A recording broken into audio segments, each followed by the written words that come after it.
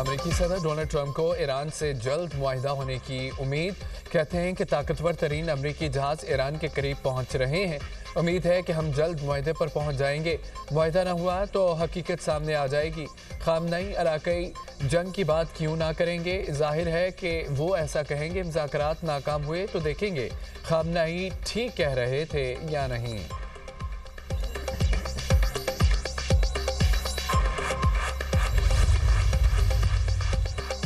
जंग हुई तो इलाके जंग होगी। ईरानी सुप्रीम लीडर आयतुल्लाह खामनई कहते हैं कि ईरानियों को बहरी बेड़ों से खौफजदा नहीं होना चाहिए। अमरीकी धमकियों से ईरानी कौम को डराया नहीं जा सकता। अमेरिका ईरान के तेल और गैस ज़खायर पर कब्जा करना चाहता है। ईरानी वज़ीर ख़ारजा अब्बास अराग़ची ने अमरीकी टीवी को इंटरव्यू में कहा कि अमरीका से जौहरी मुआहिदा मुमकिन है मगर एतमाद नहीं। मिसाइल प्रोग्राम और मुज़ाहमती तंजीमें छोड़ना मुमकिन नहीं। अमरीका से मुसालहत का दोस्तों के ज़रिए बातचीत जारी है।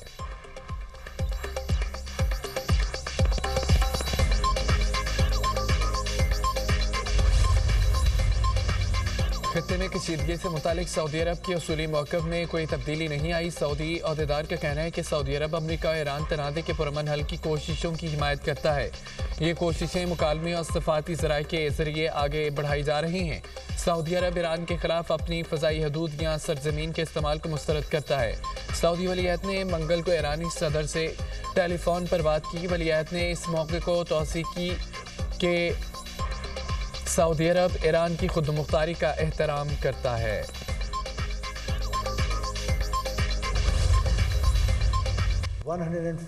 डेड बॉडीज जो हैं वो हमारे पास हैं।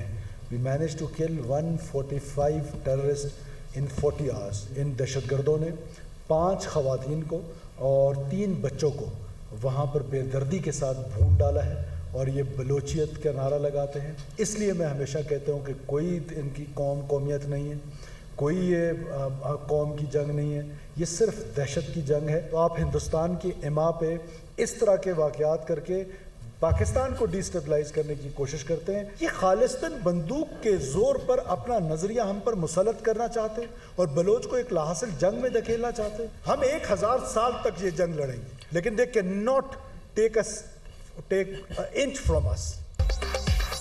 वज़ीर आला बलोचिस्तान की 40 घंटों में 145 दहशतगर्दों की हलाकत की तस्दीक। सरफराज बुख्ती का कहना है कि हमारे पास दहशतगर्दों की लाशें मौजूद हैं। दहशतगर्दों ने ख़वातीन और बच्चों को भी बेदर्दी से कत्ल किया। ये बलोच कौम को लाहासिल जंग की तरफ धकेल रहे हैं। इनकी कोई कौम और कबीला नहीं, उन्हें बलोच नहीं कहना चाहिए। ख़वारिज भारत की इमा पर पाकिस्तान को गैर मुस्तहकम करने की कोशिश कर रहे हैं। ये बंदूक के ज़ोर पर अपना नज़रिया मुसल्लत करना चाहते हैं। हम हथियार नहीं डालेंगे, 1000 साल तक जंग लड़ेंगे। ये हमसे पाक धरती का 1 इंच भी नहीं ले सकते। दहशतगर्दों को उनके ठिकानों से निकाल कर निशाने इबरत बनाएंगे। बलोचिस्तान ज़रूर अमन की तरफ लौटेगा। वज़ीर आला का हमले नाकाम बनाने पर फोर्सेस को खिराज तहसीन। सरफराज बुख्ती का शोहदा के वरसा से हमदर्दी का इजहार।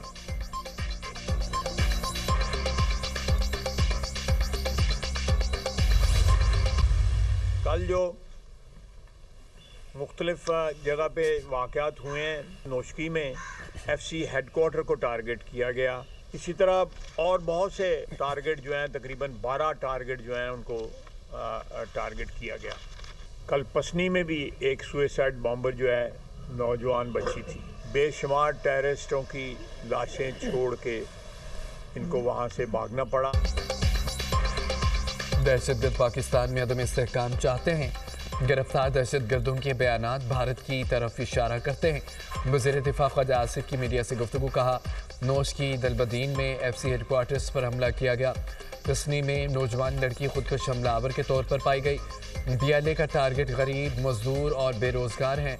BLA भारत की प्रॉक्सी है। ये हमें दोबारा मुआशी अंधेरों में धकेलना चाहते हैं। दहशतगर्दों का खात्मा करके दम लेंगे। वज़ीर ममलिकत दाखिला तलाल चौधरी ने कहा है कि बलोचिस्तान में दहशतगर्दों ने आसान अहदाफ को निशाना बनाने की कोशिश की। सिक्योरिटी फोर्सेस ने मौसर और बरवक्त रद्दमल से दहशतगर्दों के हमले नाकाम बनाए।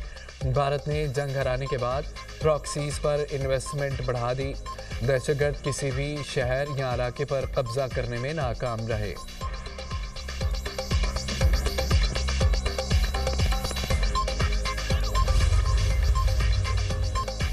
साजिश के तहत बलोचिस्तान का अमन तबाह करने की कोशिश की गई।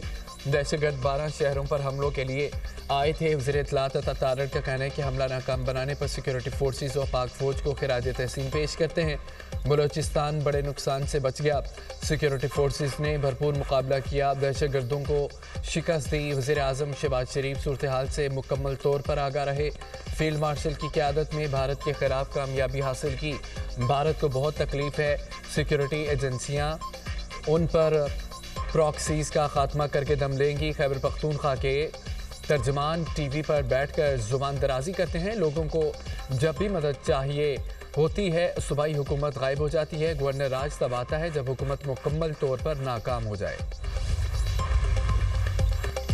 वज़ीर दाखिला मोहसिन नकवी, वज़ीर आला बलोचिस्तान सरफराज बुगटी, कोर कमांडर बलोचिस्तान की CMH कोयटा आमद। जख्मी पुलिस एहलकारों की अयादत, बुलंद हौसले को सराहा। मोहसिन नकवी ने कहा है कि आपने शेरों की तरह दहशतगर्दों का मुकाबला किया। जख्मी पुलिस एहलकारों का कहना है कि फितना हिंदुस्तान के दहशतगर्दों को निस्तो नाबूद कर देंगे। हमारे जज्बे बुलंद और अज़म पुख्ता है। सेहतियाब होकर दोबारा इस फितने के खिलाफ लड़ेंगे।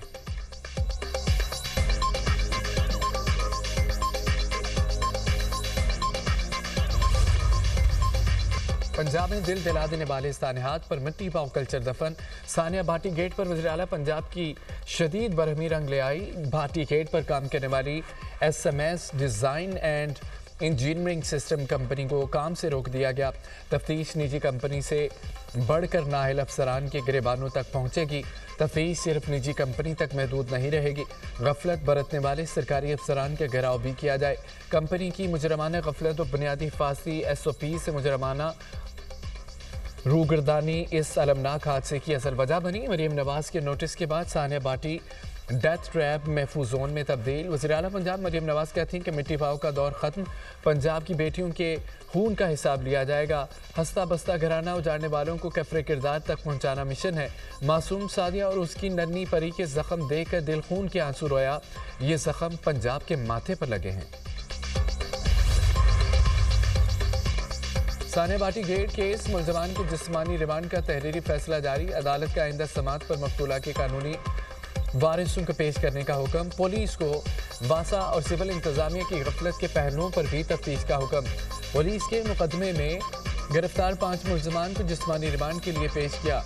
मुलजमान पर 2 अफराद को गैर इरादी तौर पर कत्ल करने का इल्ज़ाम है। तफ्तीशी के मुताबिक इस बात का तयन करना है कि वाक़या जानबूझकर कत्ल का है या गफलत के बाइस कत्ल है।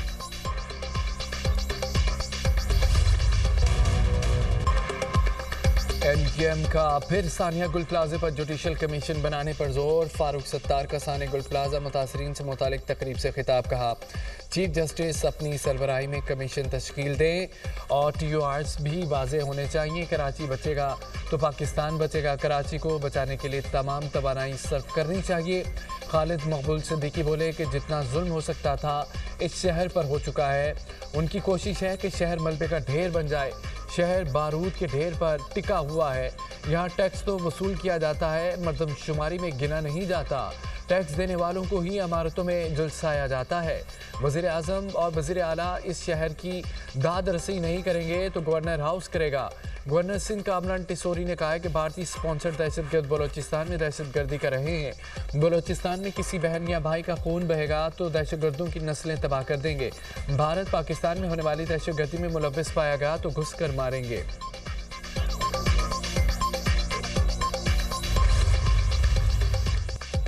जमरूद स्पोर्ट्स कॉम्प्लेक्स में खैबर अमन जरगा वज़ीर आला सुहेल अफरीदी ने कहा है कि कबायली अजला को तजुर्बागार नहीं बनने देंगे। हर फोरम पर खैबर पख्तूनख्वा के अवाम का मुकदमा लड़ेंगे।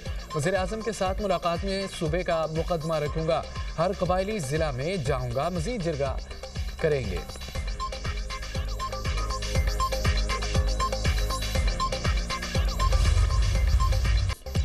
लाहौर की फ़ज़ाओं में बसंत का जुनून। शहर मुख्तलिफ रंगों में रंग गया। लिबर्टी चौक पर सजाई गई 2 बड़ी पतंगों ने शहर की खूबसूरती बढ़ा दी। मुख्तलिफ चाराहें भी सजा दी गईं। जगह जगह पतंगों के मॉडल। नासिब लाहौर में बसंत की तैयारियां अरूज पर। रंग बिरंगी पतंगों, गुड्डों और डोर की दुकानें सज गईं। दुकानों पर शहरियों का रश। 8 फरवरी तक खरीदो फरोख्त की इजाज़त। इसके बाद पतंगे बनाने और बेचने पर मुकम्मल पाबंदी होगी।